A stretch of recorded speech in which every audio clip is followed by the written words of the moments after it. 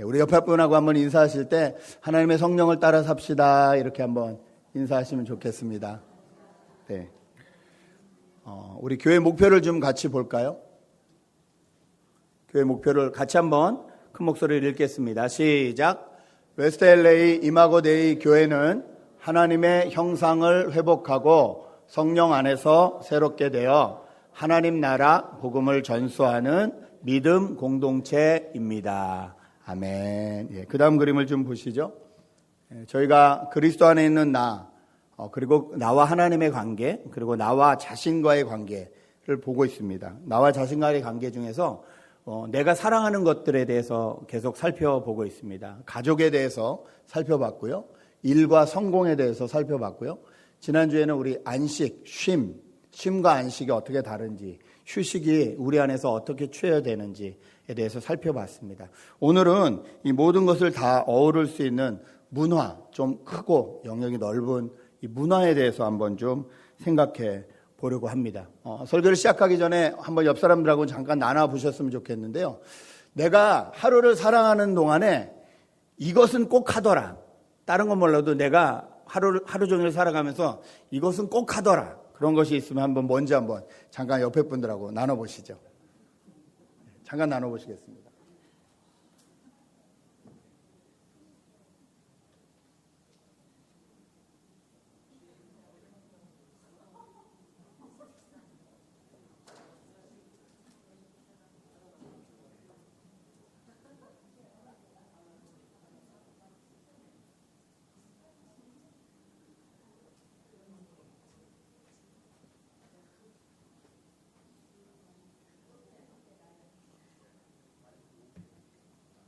여러분의 하루를 사시면서 이건 꼭 하는 거. 네. 게임. 예. 예. 예. 요즘 시대의 문화겠죠. 어제 저희 큰아들이 아빠 이거 좀 보라고 해서 어떤 다큐멘터리를 이제 틀어줘서 제가 봤는데 그게 케이팝 문화에 대한 다큐멘터리였습니다. 근데 케이팝 문화에 대한 다큐멘터리가 저희가 생각하는 것보다 훨씬 이 케이팝이 전 세계에 미치는 영향이 크구나, 이게 되게 넓구나라는 것을 제가 알 수 있었습니다. 전 세계 사람들이 나와서 케이팝에 대해서 얘기를 하고 전문가들도 얘기를 하고 또 막 이렇게 미국 사람들이 잘하는 거 있잖아요. 분석하고 왜 이 사람들이 이렇게 빌보드까지 올라가고 전 세계 사람들이 열광하는지에 대해서 막 분석도 하고 이런 다큐멘터리를 잠깐 봤습니다. 공통점은 뭐냐면 그 케이팝을 좋아하는 사람들이 그냥 그 케이팝 자기가 좋아하는 그룹들만 좋아하는 것이 아니라 그 그룹들 한 사람 한 사람에 대한 인포메이션과 모든 정보, 심지어 그 사람들이 어느 날 어느 TV에 나와서 무엇을 하는 것까지도 다 꿰고 있다는 거죠. 한국 사람들이 아닌 외국 사람들이.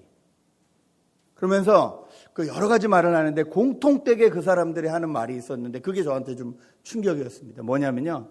K-pop is my life. 이렇게 얘기를 하더라고요. K-pop is my life. 제가 좀 충격을 받았습니다. 그런데 그 외국 사람들이 그러니까 좀 충격을 받았지만 가만히 생각해 보면 그게 그렇게 또 충격될 일이 아닌 것이 저희도 옛날에 그랬다는 거죠. 예. 여러분 혹시 그 영어를 잘 모르던 시절 있었는지 모르겠지만 이렇게 팝송, 저희 땐 팝송이라 불렀죠. 팝송이 흘러나오면 그것을 이렇게 막 적어보려고 한글로 막 이렇게 적어보고 막 이랬던 기억들 혹시 있으신지요? 예. 없다고 부인하면 나는 젊다 이거죠 지금. 그런 시절이 있었던 적이 없다. 저희 때는 그랬습니다. 혹시 책받침에 자기가 좋아하는 모델이나 영화 배우나 이렇게 사진 붙어있는 그런 책받침 가지고 있고 막 그랬던 적이 있으신지? 없으세요? 예. 그렇군요. 세대 차이가 확. 저희 때는 있습니다. 예, 저기 마산은 있는 것 같은데 그래서 그런 것들을 모으고 막 그런 것들을 이렇게 즐겨하고 했던 것 같아요. 왠지 몰라도 저희 중학교 때 학교에서 그 사운드 오브 뮤직의 도레미송이라는 게 있어요. 도는 dear and female, dear 이렇게 시작하는 그 노래를 틀어줬어요. 영어를 좀 알아들으라고 틀어줬겠죠. 그런데 아무도 알아듣지 못해요. 근데 이렇게 듣는데 라에 대해서 말하는데 라는 not to follow Saul 이런 말이 있었어요. 그러니까 라는 소울이 나는 노트 다음에 온다. 근데 이게 노트 팔아서 녹두 팔아서 녹두를 팔았대 이렇게 돼가지고 저희 반 전체는 그 노래만 나오면 라는 녹두 팔았대 막 이러고 놀았던 기억이 있습니다. 이것이 그 당시에 문화였던 거죠. 저희가 가지고 있는 문화였습니다. 여러분, 이 문화는 한마디로 이렇게 참 정의하기가 쉽지 않습니다. 사전에서는 문화를 이렇게 정의하더라고요. 문화는 한 사회의 개인이나 인간 집단이 자연을 변화시켜온 물질적, 정신적 과정의 산물이다. 무슨 말인지 잘 모르겠죠. 근데 문화는 중요한 것은 뭐냐면요. 이것이 행동 양식이나 상징 체계뿐만이 아니라 문화 안에는 세계관도 있고 사회 사상도 있고 가치관도 들어있고 행동으로 옮겨지는 행동 양식으로도 있어서 다양한 관점으로 문화를 얘기할 수 있다. 쉽게 말하면 문화가 뭔지 우리가 정의를 정확히 잡을 수 없지만 내가 일어나서 숨 쉬고 밥 먹고 하루 종일 생활하는 모든 것이 문화의 영향을 받는다는 겁니다. 문화를 이쪽 문화에서 저쪽 문화로 옮겨갈 수는 있으나 문화를 배제하고 문화가 없이 살아갈 수는 없다는 거죠. 시골로 이사를 간다고 거기에 문화가 없는 것이 아닙니다. 거긴 거기 나름대로의 문화가 있어요. 어디서나 인간이 살아가는 곳에는 문화가 있다는 거죠. 우리 김동희 전사가 잘하는 말 중에 LA에는 경주 김씨도 아니고 나주 김씨도 아니고 LA 김씨가 있어. 이런 말이 있어요. 무슨 말이냐면 김씨 집안으로 태어났는데 한국 사람의 피를 받고 태어났지만 여기서 자라서 문화는 여기 문화가 섞여 있는 거죠.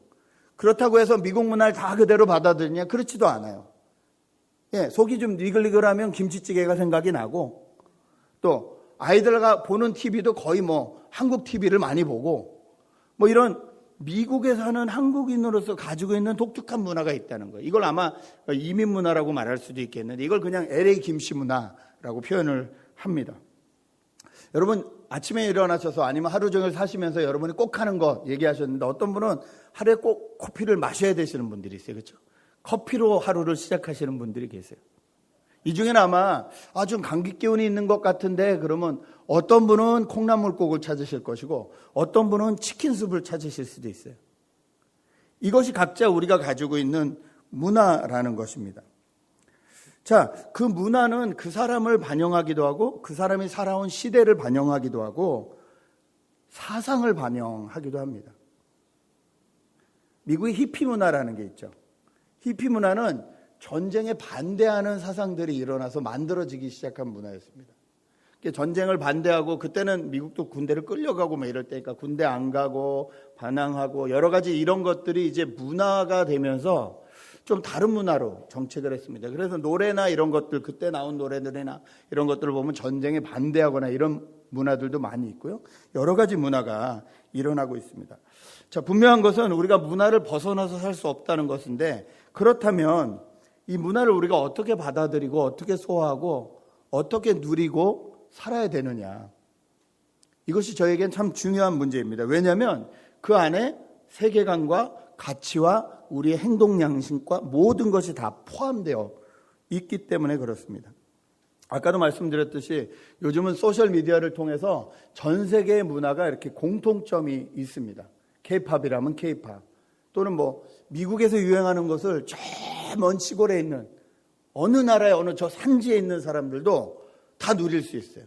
오히려 그렇게 조금 나라가 개발이 덜 됐거나 그런 나라일수록 이 핸드폰이나 이런 건 더 발전했어요. 그래가지고 핸드폰을 통해서 페이스북을 하거나 유튜브를 보거나 소셜미디어 여러 가지를 하거나 연락을 하거나 이런 것들은 더 많이 일어납니다. 공통점이 있고 같이 누릴 수 있는 문화가 있는 반면에 그 문화들이 가지고 있는 위험성과 어려움도 많이 있다는 것입니다. 자, 그리스도인 된 저희는 그러면 이 문화를 어떻게 소화해야 될까요? 첫 번째, 우리가 문화를 접할 때에 분명히 알아야 될 것은요. 문화는 우상이 될 수 있다는 것을 분명히 알아야 됩니다. 문화가 나에게 우상이 될 수 있다. 내가 아무렇지도 않게 소비하고 살아가는 내 생활 패턴과 내 모든 것이 나에게 우상이 될 수 있다. 왜냐하면 문화 자체는 중립적이지만 그 문화를 만들고 소비해가는 사람들은 중립적이지 않기 때문에 그렇습니다. 그들은 문화에 자기들의 가치관과 세계관과 생각들을 심어서 놓습니다. 그런데 그것을 저희가 잘 구별하지 못하고 그냥 받아들이게 되면 어느새 그것이 나의 문화인 줄 알고 그 문화가 가지고 있는 우상, 그 위험성을 알지 못한 채 그 우상을 섬기고 있게 된다는 거죠. 이 가디나에 계시는 제 친구 목사님 계시는데 목회를 하시다가 지금 이제 목수를 하십니다. 공방을 하시는 분이 계시는데 이분이 아주 뛰어난 글을 쓰셔서 제가 그거를 읽어드리려고 합니다. 이 시대에 가장 강력하게 사람들의 마음을 붙잡고 있는 종교 체계는 시민 종교, civil religion이라고 할 수 있습니다. 모든 사람들이 함께 섬기는 종교입니다. 세계에서 현존하는 최대 종교는 기독교도 아니고 이슬람도 아닌 시민 종교입니다. 이 시민 종교는 자신의 부하들을 거느리고 있는데 시민 종교의 전도왕은 단연 LED 스크린입니다. 브라운관, 컴퓨터 모니터 이런 걸 말하는 거죠. 신실하게 시민 종교를 전도하는 LED 스크린은 크게 세 분야로 나눠서 전도하는데 길에서는 노방 전도하는 퍼블릭 LED 디스플레이어, 광고판이라든지 이런 것이 있습니다. 그리고 가정에서 사람들을 예배하게 하는 리빙룸에 있는 TV 브라운관이나 컴퓨터 브라운관이 있습니다. 그리고 개인적으로 큐티하듯이 묵상하듯이 우리가 그렇게 섬기게 하는 스마트폰이 있습니다. 몇십 초 안에 이미지들을 바꾸어가면서 사람들의 시선을 사로잡는 LED 스크린은 곳곳에서 시민 종교의 전도지 역할을 하고 사람들마다 고이 접은 전도지인 양 주머니에 작은 LED 스크린을 지니고 다니면서 시민 종교의 학습을 반복합니다. 강남역의 지하철 승강기 앞에서, 뉴욕의 타임스퀘어 앞에서, 백화점 몰 앞에서, 유튜브 앞에서, 페이스북 앞에서 사람들은 반짝이는 전도자들을 만납니다. 사람들은 그들에게 먼저 마음을 지불하고 pay attention하고 곧이어 돈을 지불합니다. 그들이 지불하는 것은 돈에 그치는 것이 아니라 결국 imagination, 상상력입니다. 사람들의 LED 디스플레이 안에 있는 이미지를 소유하고 이미지는 사람들의 상상력을 소유합니다. 저는 이 목사님이 말씀하신 시민 종교가 문화라고 생각합니다. 여러분, 저희는 모르는 사이에 이 문화가 우리에게 우상으로 다가온다는 것을 너무 눈치채지 못할 때가 많다는 거예요. 하나님 말씀을 묵상하듯이 스마트폰에 매달려 있고 컴퓨터 브라운관이나 TV 브라운관에 매달려 있고 거기서 나오는 정보나 모든 것들이 그냥 그대로 받아들여지는, 더 이상 상상하지 않는, 이것이 옳은가 그른가 판단하지 않고 그냥 그 이미지를 받아들여서 내 것으로 여기고 그것이 나인 양 여기는 이런 문화에 위험성이 있다는 것을 분명히 저희는 알 수 있습니다. 뿐만 아니라 이 문화가 내 것으로 될 때에 내 문화는 좋고 다른 사람의 문화는 나쁘다라고 생각하는 문화 우월주의에 빠질 수 있음도 저희가 알아야 됩니다. 여러분, 문화에는 좋고 나쁨이 없습니다. 여러분, 동양 문화가 좋으세요? 서양 문화가 좋으세요? 클래식 문화가 맞을까요? 힙합 문화가 맞을까요? 교회 내에서 볼까요? 찬송가가 맞을까요? 복음성가가 맞을까요? 통성기도가 맞을까요? 묵상기도가 맞을까요? 다 각자 생각이 달라요. 그렇죠? 그런데 문제는 이 문화를 내 것으로 받아들이는 순간 남의 것은 좋지 않은 것으로, 내 것은 더 뛰어난 것으로 생각하게 쉽게 만들어 버린다는 거죠. 그것이 왜 맞는지, 그것이 정말로 하나님의 뜻인지 성경적인지 생각해 보지 않고 그냥 내가 익숙한 것은 좋은 것, 남이 하는 것은 좋지 않은 것이라고 이렇게 문화 우월주의에 오르게 하는 위험성이 문화 가운데 분명히 있다는 것을 저희가 알아야 됩니다. 오늘 본문에 베드로도 그랬습니다. 오늘 저희가 읽은 이 사도행전 10장과 11장은요, 복음이, 하나님 나라의 복음이 유대인들 사이에서 이방인들로 퍼져나가는 그 입구에 서 있는 말씀입니다. 사도행전 10장의 베드로가 이방 사람인 고넬료에게 복음을 전하면서 유대 문화에서 헬라 문화권으로, 그리스 헬라 문화권으로 복음이 퍼져나갑니다. 하나님이 이 일에 베드로를 사용하시기 위해서 먼저 하신 일은 베드로가 가지고 있는 문화의 우월성을 내려놓게 하시는 일이었습니다. 오늘 베드로가 기도하러 올라갔는데 하늘에서 보자기가 내려옵니다. 거기 보니까 구약 성경에 나와 있는 부정한 음식들이라고, 지금까지 배워서 한 번도 먹어보지 않은 그런 것들이 다 들어있는 거예요. 그러면서 음성이 들리는데 뭐라 그러죠? 먹으라, 이렇게 말씀을 해요. 그 베드로가 이건 우리가 먹는 게 아니라고, 이건 유대인들이 먹을 수 있는 게 아니라고, 지금도 유대인들은 코셔 음식만 먹잖아요. 이건 먹어서 되는 게 아니라고 분명히 거절을 합니다. 근데 그 보자기에 올라갔다 내려갔다 3번 하면서 나중에 뭐라 그러죠? 하나님이 깨끗하다 한 것을 네가 부정하다고 하지 말아라, 이 말씀까지 들리는 거예요. 베드로가 얼마나 헷갈렸을까요? 아니, 이런 것을 먹지 말라는 것은 분명히 구약 성경에 써 있는 것이고 나는 유대인으로서 그 문화를 잘 따라서 했을 뿐인데 하나님 여기 와서 왜 이러실까? 왜 하나님이 이 문화를 깨게 하실까? 왜냐하면 베드로와 그 당시에 많은 유대인들은 이것들이 이미 문화를 넘어서 문화 우월주의가 되고 우상이 되었다는 것을 하나님이 잘 알고 계셨기 때문입니다. 유대인들이 항상 자기들 유대인이라는 것을 주장하는 것은 크게 3가지가 있었습니다. 여기 나오는 음식에 대한 게 하나 있었고요, 또 하나는 안식일에 대한 게 있었고요, 또 하나는 정결법이라는 게 있었습니다. 이 3가지로 유대인과 유대인이 아닌 비유대인을 완전히 나누고 있었어요. 그래서 유대인들의 마음에 뭐가 있었냐면 우리가 너희보단 나아, 우리 민족은 너희들과 좀 달라, 이런 우월주의가 있었어요. 하나님은 복음이 온 세상에 펼쳐나가게 하시기 위해서 먼저 베드로 안에 있는 이 문화를 깨십니다. 그것을 내려놓게 하십니다. 우리가 문화 우월주의가 되면 하나님이 깨끗하다고 하신 것조차 내가 더럽다고 생각할 수 있다는 것을 깨닫고 베드로처럼 이것을 놔야 될 때가 있다, 이것을 분명히 알아야 됩니다. 육식을 안 하시는 분들은 육식이 나쁜 이유에 대해서 막 설명을 하시죠. 근데 그냥 그렇게 설명을 하시고 좋은 점을 강조하시는 것까지 하면 좋은데 거기서 한 걸음 더 나가면 육식을 하는 사람들을 거의 동물 취급을 합니다.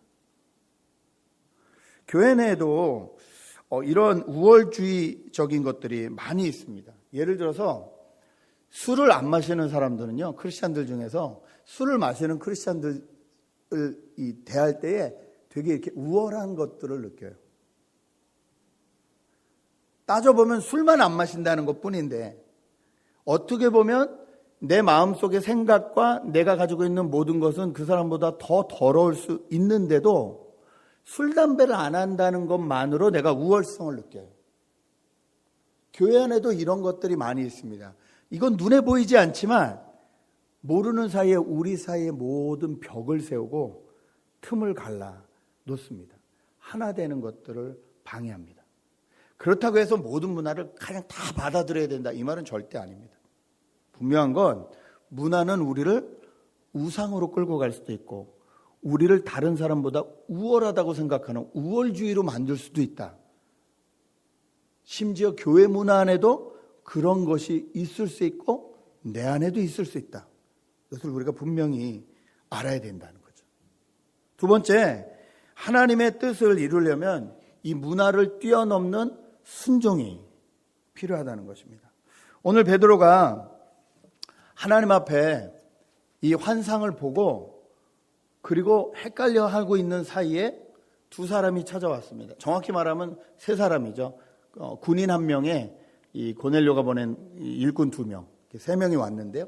그 사람들이 와서 시몬 베드로가 여기 있느냐, 우리가 고넬료라는 이 로마 군대의 백부장, 100명의 군인을 다스리는 이 군사, 그러니까 장교죠. 백부장이 보내서 왔는데 당신을 초청해서 모시러 가려 왔다. 그 당시의 문화로 보면요, 유대 사람들은 이방 사람들과 교제하는 것이 옳지 않았습니다. 그런데 베드로가 순종하기로 합니다. 오늘 28절부터 한번 말씀을 보실까요? 28절부터 보면 이렇게 써 있습니다. 이르되 유대인으로서 이방인과 교제하며 가까이 하는 것이 위법인 줄은 너희도 알거니와 하나님께서 내게 지시하사 아무도 속되다 하거나 깨끗하지 않다 하지 말라 하시기로 부름을 사양하지 아니하고 왔노라 묻노니 무슨 일로 나를 불렀느냐. 베드로가 고넬료 앞에 가서 한 말입니다. 당시의 문화와 내가 가지고 있는 문화로서는 이방인인 당신들과 교제하는 것 자체가 불가능하고 이 일로 인해서 내가 유대인 이 커뮤니티에 다시 들어가면 어려움을 당할 겁니다.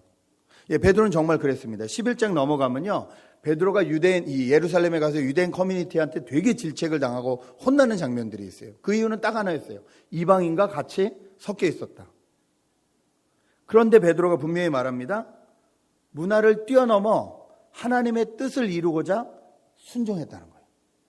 성령이 나에게 가라고 하셨기 때문에 내가 가지고 있는 문화를 뛰어넘어 하나님의 뜻에 순종하려고, 하나님의 뜻을 따라가려고 내가 이 자리에 왔다.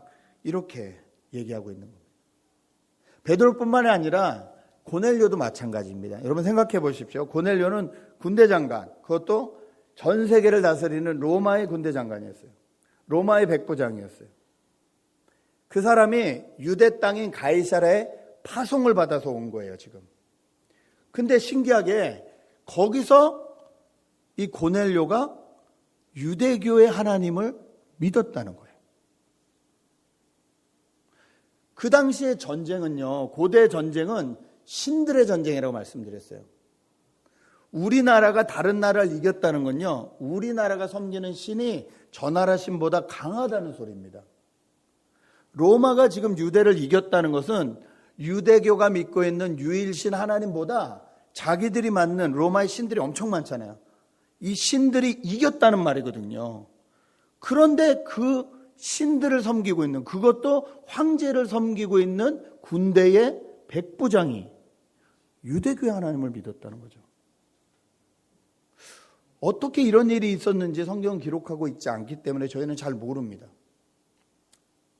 예상컨대 로마에는 너무 신들이 많으니까 이것도 신이고 저것도 신이고 이게 도대체 정말 신이 맞나? 이런 생각했을 수도 있어요. 살아있는 황제까지도 신이라고 하니까 황제를 옆에서 모시면서 황제의 인간으로서의 잘잘못을 다 보고 있는 사람으로선 저 황제를 내가 신이라고 하는 게 맞나? 이런 고민이 있었을 수도 있어요. 그런데 유대 땅 가이사라에 파송돼서 왔는데 이 사람들은 식민지 사람임에도 불구하고 오직 한 신만 믿는 거예요. 그리고 그 신에게 충성을 다하는 거예요. 그 모습을 보면서 저게 정말 유일신이 아닐까? 이렇게 고민했을 수도 있어요. 어떻게 고넬료가 하나님을 믿게 됐는지는 정확히 기록하지 않습니다. 그런데 분명한 것은 고넬료가 자기의 문화를 버리고 자기의 문화를 내려놓고 순종하여서 하나님의 문화, 유대인들의 문화를 받아들일 때 역사가 일어났다는 겁니다. 오늘 보니까 맨 마지막 31절부터 고넬료의 자세가 나오는데 이렇게 말합니다. 31절부터 제가 읽습니다. 말하되 고넬료야, 하나님이 내 기도를 들으시고 내 구제를 기억하셨으니 사람을 욥바로 보내어 베드로라 하는 시몬을 청하라. 그가 바닷가의 무두장이 시몬의 집에 유숙하였느니라 하시기로 내가 곧 당신에게 사람을 보내었는데 오셨으니 잘하였나이다. 이제 우리는 주께서 당신에게 명하신 모든 것을 듣고자 하여 다 하나님 앞에 있나이다. 고넬료는 자기뿐만 아니라 자기의 모든 가족, 가이사랴에 있는 모든 가족, 친척까지 다 모아서 베드로를 기다립니다. 식민지의 백성에 불과한 베드로. 그런데 고넬료가 그 베드로를 맞이할 때 성경은 오늘 뭐라고 하냐면요, 무릎 꿇고 나가서 맞이했다 그래요. 세계 최강 나라 로마의 군대 장관, 100명을 다스리는 장관이 식민지의 백성인 베드로 앞에 무릎 꿇고 나갔다는 거예요.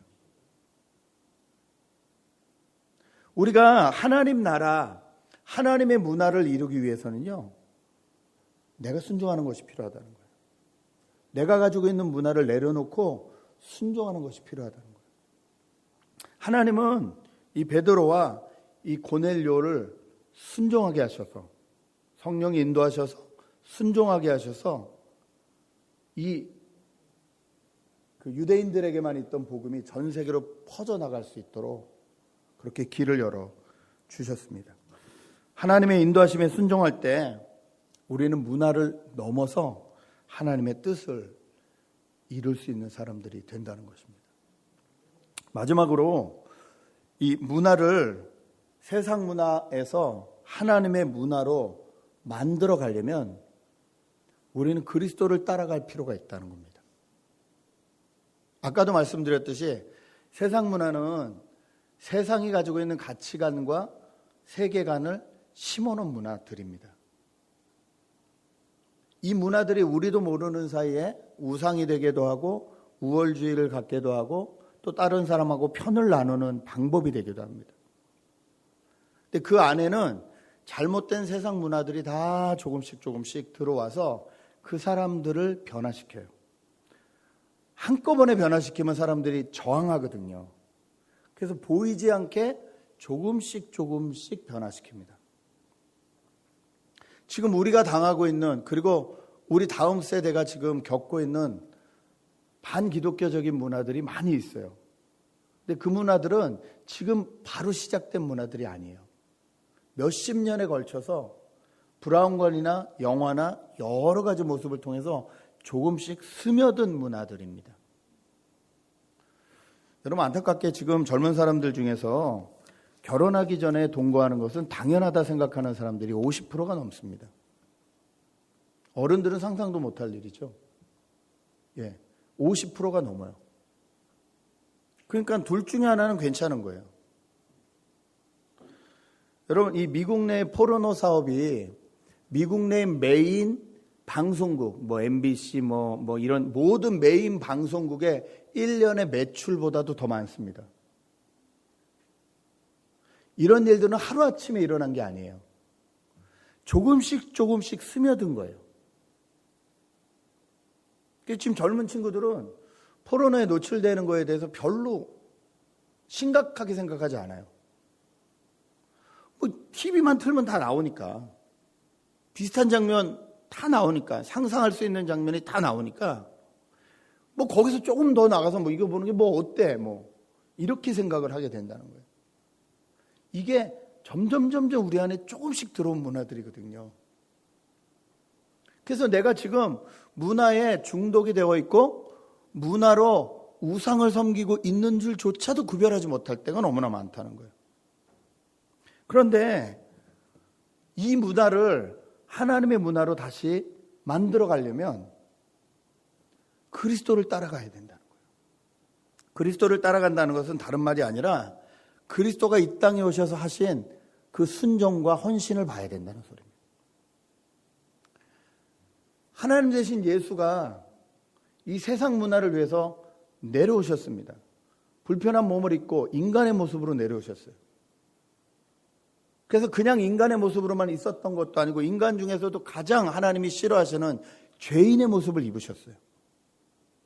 그래서 모든 죄인들의 이 죄와 문제를 해결하셨다라고 성경은 기록합니다. 그것이 십자가 사건이죠. 인카네이션 사건이죠. 성육신이라고 하는. 하나님이 자기의 자리를 놓고 이 땅에 오셨다는 거예요. 이것 자체가 헌신이고 이것 자체가 엄청난 희생입니다. 그런데 이것들을 통해서 세상 문화가 다시 하나님 문화를 만날 수 있게 되었다는 거예요. 여러분, 우리가 살고 있는 이 시대의 문화를 다시 하나님 문화로 돌려드리기 위해서는 예수 그리스도를 따르는 사람들이 필요해요. 예수님처럼 자기에게 맡겨진 그 자리에서 헌신하고 희생할 수 있는 사람이 분명히 나와야 된다는 겁니다.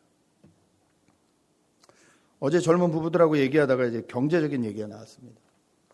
얘기를 하면서 그러는 거예요. 목사님, 아무리 열심히 노력을 해도 집을 살 수는 없는 것 같아요. 왜? 그랬더니 둘이 열심히 돈 벌어서 하는데 다운페이를 모을 만한 시간이 없고 이걸 모아봐야 집값 뛰는 걸 당해낼 수가 없다는 거예요. 이렇게 살면 절대 집은 못 살 것 같아요. 게다가 대학을 나오느라고 또 공부를 하느라고 이 지어놓은 크레딧 빚들이 있는 거예요. 이것이 웬만한 사람 좀 진짜 누구 도움 없이 그냥 했다 그러면 기본이 5만 불. 의대쯤 공부했다 그러면 이게 50만 불. 이렇게 됩니다. 평생 갚아야 되는 거죠. 물론 학생론이라서 이자가 좀 낮다 그러지만 요즘 낮지도 않더라고요. 보니까 거의 그 친구는 한 7%에 갚더라고요. 시간이 좀 지나서 그런지. 그걸 빨리빨리 갚으려고 노력을 하지만 안 되더라고요. 저번에도 계산해 봤지만 크레딧 카드 빚이 2만 불, 3만 불 되면 이 카드 빚보다 이자가 훨씬 많습니다. 시간이 오래 지날수록. 그렇죠? 그리고 이것이 우리가 살고 있는 세계에서는 그냥 당연한 것으로 여겨지는 거예요. 그리고 그냥 그리스도인으로 살지만 세상이 가지고 있는 생각과 문화 가운데 그대로 휩쓸려 가면서 포기하고 살아가는 거예요. 그래서 제가 오랫동안 고민했던 문제를 잠깐 나눠봤습니다. 야, 이런 방법은 어떻겠니? 예를 들어 그리스도를 닮아가는 사람들이 자기가 가지고 있는 것을 조금씩 희생하고 헌신하기로 결단을 했다고 하자. 그 사람들이 십시일반 돈을 모아서 어떤 기금이 마련됐다고 하자. 이 기금을 가지고 그리스도 안에서 형제된 사람 중에서 가장 급한 사람부터 그 빚을 갚아주었다고 하자. 그 사람은 그 빚을 다시 리턴해야 되는데 이자 없이 그냥 리턴할 수 있으면 1년이면 1년, 2년이면 2년 걸리겠지만 그렇게 리턴할 수 있었다고 하자. 그럼 그 사람이 살아나지 않겠니? 그리고 그 사람이 갚을 때는 그냥 원금만 딱 갚는 것이 아니라 이자가 아니라 또 다른 공동체의 형제자매를 살리기 위해서 예를 들어 5,000불 빌렸으면 5,000불만 갚는 것이 아니라 5,500불을 갚든지 6,000불을 가져서 이 공동기금을 늘릴 수 있다면 그리고 그것으로 또 다른 사람이 다음번에 도움을 받을 수 있다면 물질이 팽배하고 물질이 주인된 이 세상 가운데서 하나님 나라의 문화를 만들 수 있지 않겠니? 제가 이렇게 나눴더니 그 친구도 저를 보고 씩 이렇게 말하더라고요. 목사님, 너무 순진하세요. 목사님 사람을 모르시나 봐요. 그 30살짜리 애들한테 50 다 돼가지고 사람을 모르시나 봐요. 이 말 들으니까 별로 기분은 안 좋더라고요. 근데 제가 생각한 그거예요. 그 친구들이 알고 있는 것은 하나님을 모르는 사람들. 제가 알고 있는 것은 정말로 하나님을 따르고 믿는 사람들. 교회 다니는 사람들 말고요. 정말로 하나님의 뜻을 따르고 하나님의 뜻대로 살겠다고 하는 사람들. 그래서 제가 정확히 물었어요. 그러면 혹시 너희가 나한테 돈을 빌렸다면 너희 나한테 돈 안 갚을래? 그 돈 띄어먹고 먹튀 할래? 너희 그럴 수 있어? 그랬더니 그럴 수 없죠 그러더라고요. 그래서 제가 그랬어요. 그럼 너희 같은 사람한테 내가 돈을 빌려주면 되는 거잖아. 그랬더니 심각해지더라고요. 여러분, 세상 문화가 하나님 문화로 바뀌어가기 위해서는 누군가의 반드시 헌신과 희생이 필요합니다. 예수님이 이 땅에 오셔서 우리를 대신해서 십자가를 지시는 헌신과 희생을 해주셨기 때문에 우리에게 하나님 나라가 온 거예요. 하나님의 문화가 일어난 거예요. 마찬가지로 이 땅 가운데 이 땅이 옳다고 하는 모든 세상 문화에 끌려가지 않고 우리가 그리스도인으로서 그 문화를 변화시키고 살아가기 위해서는 반드시 내가 맡은 자리에서 해야 되는 희생과 헌신이 있어야 된다는 것을 기억해야 됩니다. 이것이 저와 여러분이 불림받은 이유입니다. 먼저 예수를 믿게 된 이유입니다. 과거에 이 일들을 해주신 수많은 분들이 계셨기 때문에 저와 여러분이 여기 이 자리에 앉아 있을 수 있는 것입니다. 여러분, 한국 기독교 역사를 좀 살펴보면요, 한국 개신교 선교 역사라는 자료가 있는데요, 그 자료를 보면 한국의 문화가 뒤집어지는 사건이 하나가 나옵니다. 그 당시에 조선시대였고, 조선시대에는 신분이 있었습니다. 양반, 서민, 쌍놈이라고 하면 안 되니까 서민, 그 다음에 천민, 이런 신분이 있은 제도였어요. 그때 미국의 선교사님들이 한국으로 오셨습니다. 그 중에서 32살밖에 안 된 우리 무어 선교사님이란 분이 계셨습니다. 한국에 오셔서, 조선에 오셔서 전도를 하는데 이 사람이 누군지 모르죠. 신분이 누군지 모르죠. 전도를 했어요. 그 친구가 예수를 믿었어요. 근데 그 친구하고 이제 교제하다 보니까 그 친구의 아버지가 아프다는 걸 알았어요. 그래서 이 사람을 좀 고쳐주고 싶어서 무어 선교사님의 친구를 불렀어요. 그 친구가 누구냐면 에비슨 선교사라는 분인데, 이분은 어떤 분이냐면 그 당시에 고종 황제의 주치의였어요. 외국에선 외국 의료를 가지고 왔으니까. 고종 황제의 주치의인데 친구니까 나 아는 사람이 좀 아프대, 아버지가 아프대, 도와줘. 그래서 가서 그 사람을 고쳐줬어요. 근데 알고 봤더니 그 아버지 신분이 백정이에요. 왕의 주치의를 데려다가 백정을 고쳐준 사건이 일어난 거예요. 이분이 얼마나 고마웠겠어요. 고맙다고 인사를 하고 하는데 예수를 들었겠죠.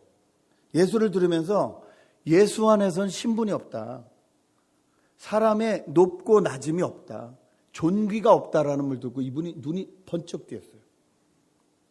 내가 평생 백정으로 살아서 천대를 받고 살았는데 정말 그런 세상이 있다면 나는 그 세상을 받아들이고 싶다, 그 나라를 받아들이고 싶다. 그래서 이분이 예수를 믿고 전도를 하는데 다 친구 백정들을 전도하는 거예요. 문제는 뭐냐? 이분들이 전도를 해서 교회에 싹 왔는데 그 무호 선교사님이 섬기던 교회는 이미 양반들이 계셨거든요. 백정들이 몰려오는 거예요. 난리가 난 거예요. 그래서 양반들이 다 들고 일어났어요. 선교사님한테. 아니, 당신이 서양에서 왔고 서양 문물을 배울 수 있어서 우리가 예수를 믿었는데 저것들하고는 못 어울린다. 그러니까 무호 선교사님은 그랬어요. 하나님 아래선 빈부귀천이 없습니다. 그러니까 이 양반들이 다 나가버렸어요. 교회가 깨지게 생겼습니다. 그런데도 무호 선교사님이 그것을 굴복하지 않았어요. 그 당시에 조선에서 선교활동을 하려면 양반들하고 편먹는 게 편합니다. 여러 가지 도움도 받을 수 있고, 그렇죠? 근데 포기하지 않았어요. 그냥 하나님 뜻대로 밀고 나갔어요. 그러자 나중에 그 중에 양반들 중에 하나하나 회개하고 다시 교회에 들어오게 됩니다. 그 교회가 한국 기독교 역사에 기록이 되어 있는데 100명의 남자 성도 중에 30명이 백정이었다고 합니다. 더 놀라운 건 그 교회의 첫 번째 장로님은 백정 출신이었다는 거예요. 무호 선교사님을 처음 만난 그 아들은 아까 말한 에비스 선교사님의 밑으로 들어가서 에비스 선교사님의 일을 도왔어요. 근데 이분이 의사잖아요. 의사 일을 돕다 보니까 이분이 이 나라에도 의학을 가르치고 의사가 할 사람이 필요하겠다 그래서 재중원이라는 것을 처음에 만듭니다. 근데 그 재중원의 첫 번째 의사가 이 백정의 아들입니다. 조선시대에 누구도 깰 수 없는 벽이었던 신분이라는 문화의 벽을 저 먼 땅 미국에서 몇 달이나 배 타고 이 땅에 온 32살밖에 안 된 선교사의 희생과 헌신에 의해서 이 조선의 모든 신분 제도가 깨어지기 시작합니다. 이 무호 선교사님은요, 조선 땅에서 14년간 일하시고 조선 땅에서 돌아가셨어요. 젊은 나이에 돌아가셨어요. 그러나 그분은 지금도 한국 양화진이라고 하는 선교사님들이 모여 계신 그 무덤에 묻어 계십니다. 여러분, 저희는 이 은혜를 받고 이 자리에 있는 사람들이에요.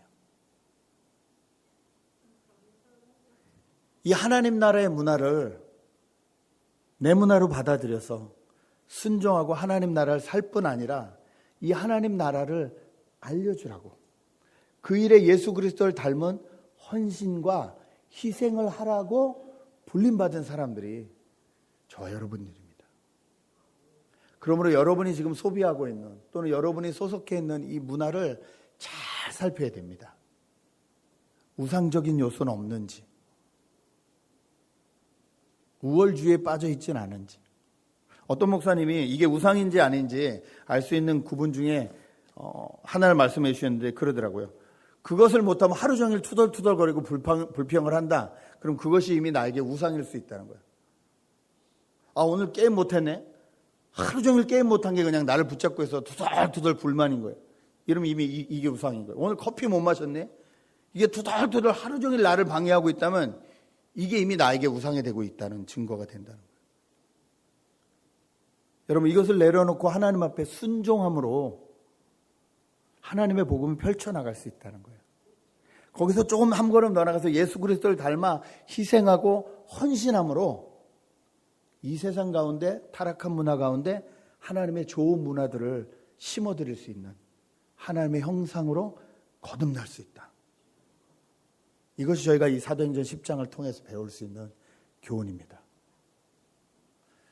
오늘이 벌써 8월 마지막 주이네요. 이제 9월이 시작됩니다. 9월부터는 저희가 더워도 가을이라고 하잖아요. 1년 동안 열심히 열매 맺은 것을 추수해서 하나님 앞에 올려드려야 될 시기이잖아요. 우리의 삶을 한번 돌아봤으면 좋겠습니다. 이 8개월간의 하나님의 인도하심과 보호하심과 이 삶들을 잘 돌아보면서 하나님 앞에 마땅히 드려야 될 이 믿음의 열매를 올려드리는 귀한 가을 맞이하시길 주님의 이름으로 축복합니다. 같이 기도하시겠는데요.